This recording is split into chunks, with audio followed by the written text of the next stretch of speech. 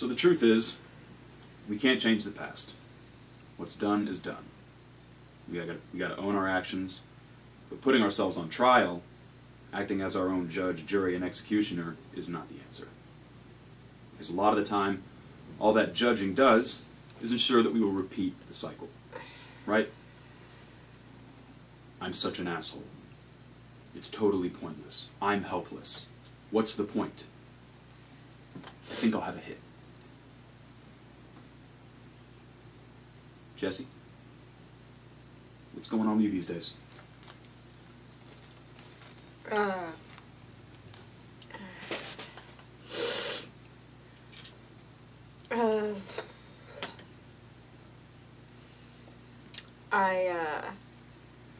I got back on the crystal. Are you sober now? Yeah. For like 4 days. Big whoop, right? 4 days is 4 days. And you're here.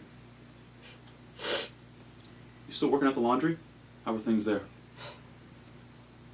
It sucks ass. Anything you want to talk about?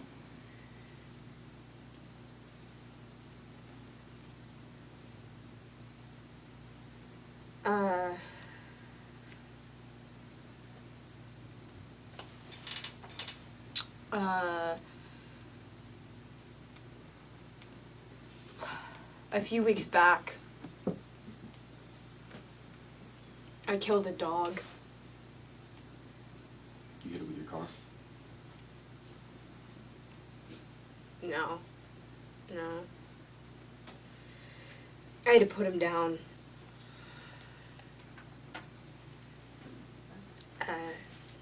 I watched him go. He was just looking me in the eye, and he was so scared. He didn't know what was happening. He didn't know why. He was just scared. And then he was just gone. He was suffering. It was a kindness. No. No, see, this dog, he wasn't sick. He was, like, I don't know, like, a problem dog, or... What do you do? Bite someone? No. This dog never bit anybody. He just... Pick up the rock and it takes you right to the dark side. Anything can happen. It ain't no rock that made me do it. What was the problem? Why did you have to kill him? Watch the crosstalk, please. Maybe it's not the details that matter, right? How do you feel about what you did, Jesse?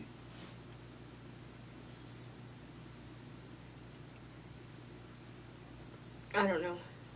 Who cares how you feel? What kind of person would kill a dog for no reason? Colleen? You put an ad in the paper, you take it to a shelter. Colleen? You don't just sit there and talk about killing an innocent, helpless little animal. Colleen, we're not here to sit in judgment. Why not? Why not? Maybe she's right.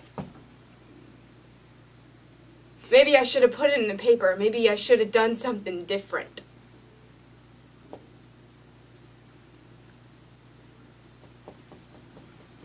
See, because the thing is, if you just do stuff and nothing happens, what's it all mean? What is the point? Alright, this whole thing is about self-acceptance. Kicking the hell out of yourself doesn't give meaning to anything. So I should just stop judging and accept? Just start. So no matter what I do, hooray for me because I'm just this great person? It's all good? No matter how many dogs that I kill, I should just do what? Keep an inventory and accept I mean, you back your truck over your own kid and you like what, accept? What a load of crap! Hey, Jesse, I know you're in pain. No. You know why I'm even here in the first place? Is to sell you meth. You are nothing to me but customers. I made you my bitch. You okay with that? Huh? You accept? No.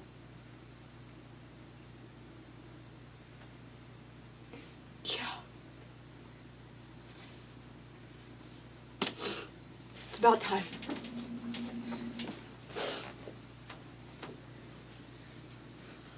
Oh, good.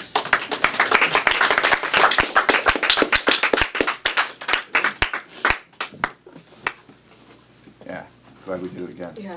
I mean, it's really Anyone good. want some crystal? Yeah. Very nice. I'm glad we did it again. It was really good the first time, but the first time I ended up feeling sorry for you. Yeah. And this time I saw you sort of make your way from being this person that was seeking help to actually making a decision about who you really were.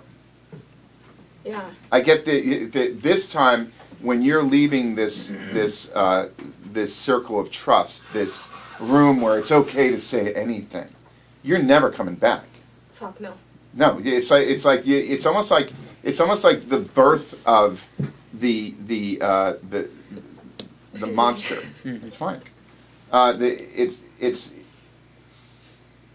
It's a total commitment to becoming the other person, and that you look around this room, and what a bunch of pathetic dogs. Yeah. And isn't that the way killers look at people? You know what the Hitler and the Nazis reduced the Jewish population to rats. They took away all of their rights slowly, incrementally. They moved them. They said you can't be a banker, you can't own this business, and slowly but surely the population began to not look at them as full citizens. Then they moved them into the ghetto, and they put them all together, crammed tightly. And then they saw them as less than human. And then the propaganda started to refer to them as rats. And what do you do with rats? You exterminate. Right.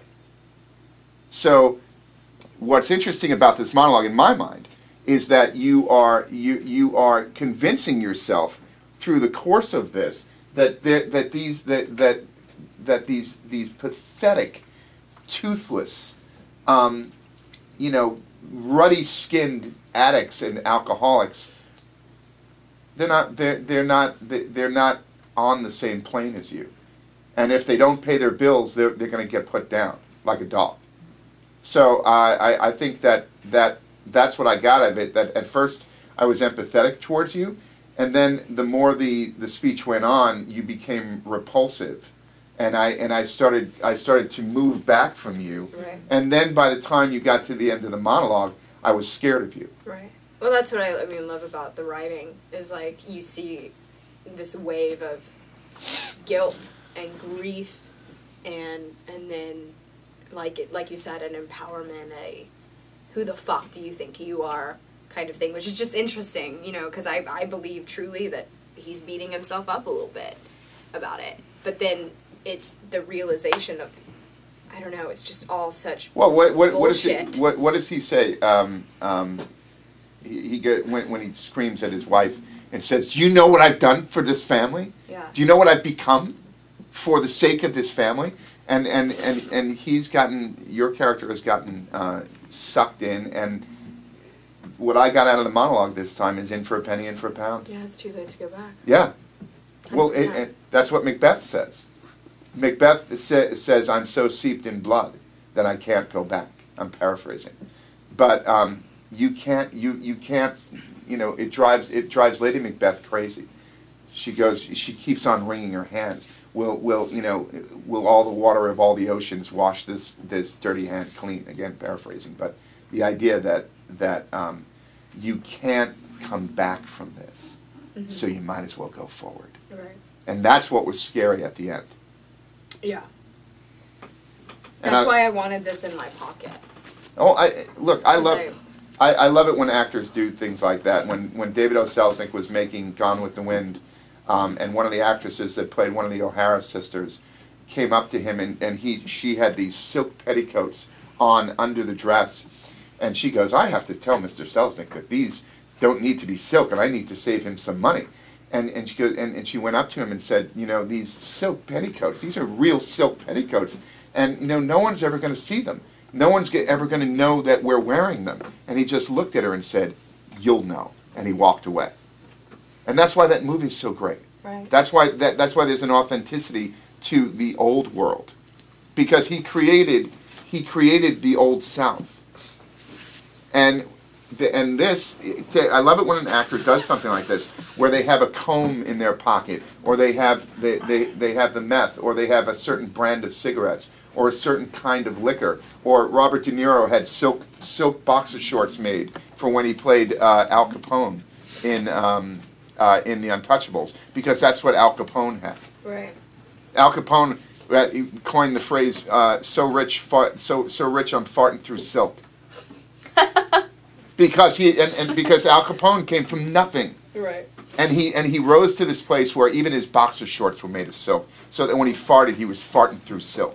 Right. And no one could see that he was wearing it, but he shared that later on. Yeah.